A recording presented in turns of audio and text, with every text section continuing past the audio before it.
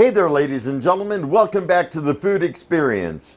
Today's experience, I'm going to be baking some peanut butter cookies in the Kalorik Maxx air fryer oven. Of course, I am going to be baking them. I'm not going to be air frying them. You wouldn't want air fried cookies. At least I don't think so. So we're going to bake them. And first, I want to give credit where credit is due. The recipe I'm going to be using I got from Preppy Kitchen. And I want to give a big shout out to John Kanell of Preppy Kitchen, because sounds like it's going to be an amazing recipe, and I really hope it translates good to the max. We're about to find out, but definitely check in the description down below. I'm going to give you a link back to Preppy Kitchen so you can see the full recipe from there and all the ingredients and measurements used. I will be calling them out, but it's always good to have a hard copy of that. And that's where Preppy Kitchen has got you covered. So without further ado, let's go ahead and get things started. The first thing we're going to do is measure out some ingredients.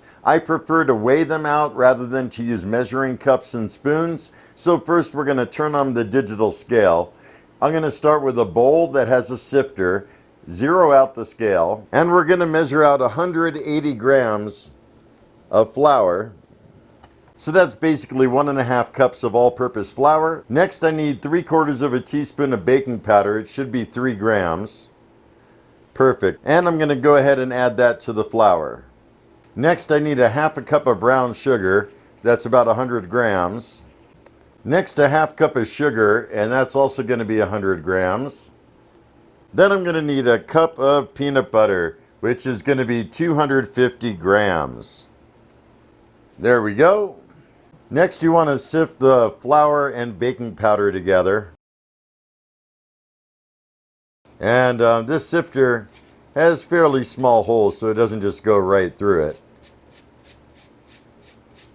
Normally you would want to whisk them, but I really don't think that step's going to be necessary. The next thing I would recommend is preheating the max. So I'm going to go to oven mode, I'm going to leave it on bake, and I'm just going to up the time to say an hour, just to allow for extra time. That way it preheats and I got time to mix everything. And I'm going to set the temperature down at 350 degrees and hit the start button and let her go. Next, you want to prepare your stand mixer with a paddle attachment. Next, add 1/2 cup of unsalted butter. Make sure it's at room temperature. There we go. Little one on the side, no big deal. Next, you want to add the sugars that you weighed out. Lower your mixer. Next, you want to mix on low. I'm going to use the second speed on this. 1 and 2. And you want to let it go till everything's well incorporated. I may even speed it up a little more. And that might actually take a couple of minutes. It really depends on how soft the butter is. Everything looks like it's pretty well combined, so I'm going to go ahead and turn it off. Go ahead and raise it. Next, you want to add the peanut butter. Peanut butter could kind of be sticky, but try to get as much as you can off. Next, go ahead and lower the mixer. And I'm going to, again, start it off on low. Maybe go to second speed. And as everything comes together, I'm going to go to the third speed. And you want to mix it until everything is well incorporated. And again, it may take, maybe 2 minutes or so. Shouldn't take that long. And it's looking like it is pretty well incorporated. Next, you want to add a large egg. And whoops, I'm sorry, I only have a jumbo egg. Hopefully it doesn't mess it up too much. It's all that I had on me. I thought I had large eggs, and I was not really ready to go to the store again. Then you want to add a teaspoon of vanilla extract. Next, go ahead and add your flour and baking soda. Or should I say baking powder? Did I say soda? I think I did. Yeah, flour and baking powder that you put together. Yeah, don't use baking soda. Trust on that. Go ahead and lower the mixer, and you want to beat everything till it is definitely well incorporated, and you probably want to scrape down the sides a couple times just to make sure you get all the dry stuff off there. So I'm going to, again, start it low. I don't want that flour going everywhere. Maybe go to second speed.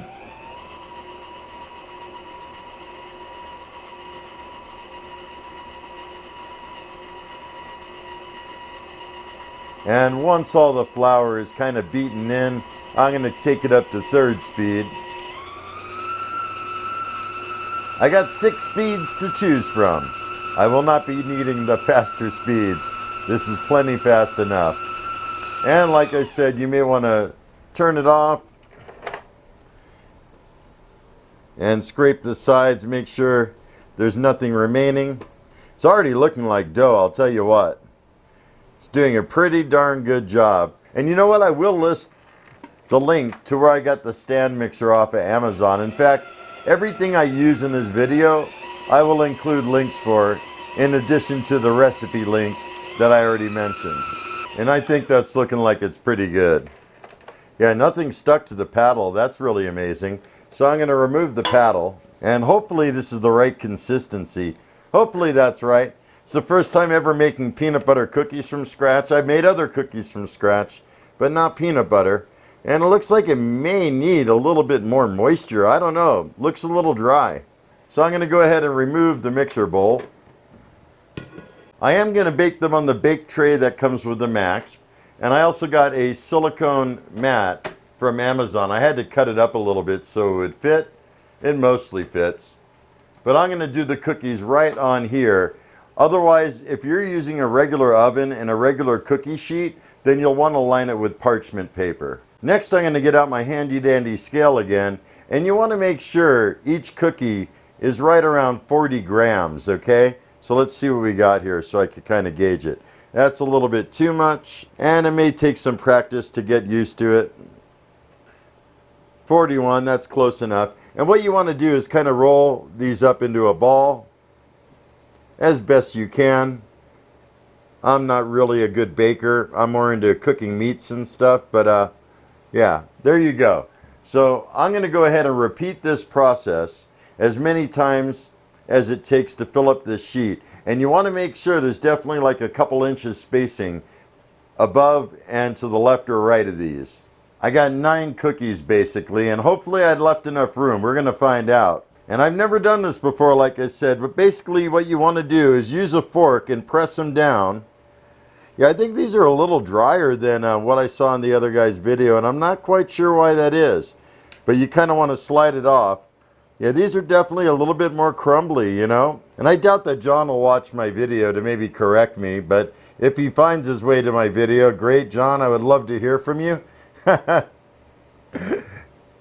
I'm funny like that. It's almost like I needed maybe a skosh more peanut butter or something like that.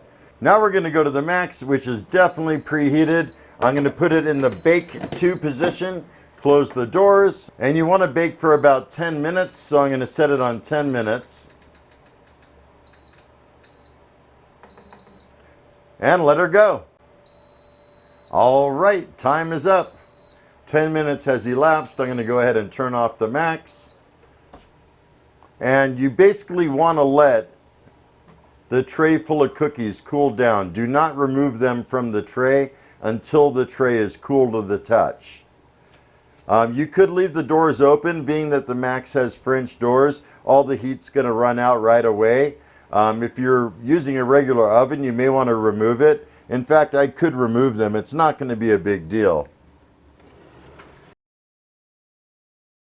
But you definitely want them to cool and completely set up before trying to remove them. Join you back in a few minutes. All right, they've been cooling for about 15-20 minutes. The pan is definitely cold to the touch. And the cookies feel like they firmed up. They were really soft at first. I kind of tested one. Let's see if I can get them off of here. I don't really have a regular spatula. Got this cake one. Oh yeah, they come right off. Try again another time. Maybe they need to keep setting. Maybe they're not done setting all the way. Maybe I should have pressed them thinner and put less cookies.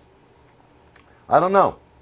Really not sure. So check it out. I waited a little bit more time, and they definitely have firmed up a little bit more. I thought I was going to maybe add some more peanut butter and remix a little bit, but I'm kind of thinking I don't have to do that. I do think that maybe the batter was a little bit more dry than it should have been, and I'll definitely try it again sometime.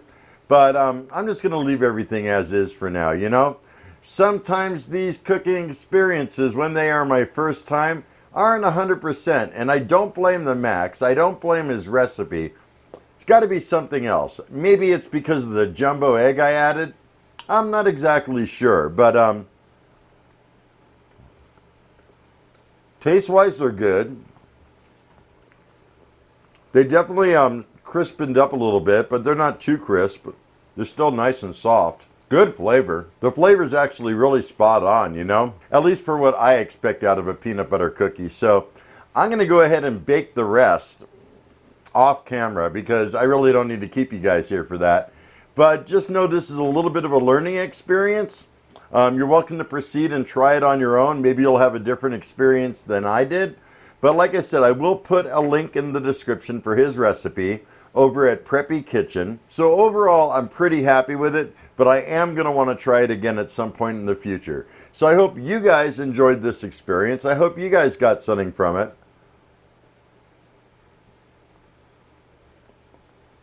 Sorry, I can't help it. These things are good. If you have any comments, questions, or concerns and would like to drop me a line below, I would greatly appreciate that. I love hearing from you guys. And if you're new to my channel, don't forget to hit that subscribe button. I got all kinds of good stuff coming up. So I will include links for everything that I used in this video, including the link back to Preppy Kitchen for John's recipe, also the digital scale that I'm using, the stand mixer that I'm using, and also the bake mat that I'm using. I think that covers just about everything. So again, hope you enjoyed this experience, and until next time, have a stellar day. Be excellent. And most of all, remember me. I'm KJ Andio, your food experience host with the most. Y'all take care, and I'll see you next time.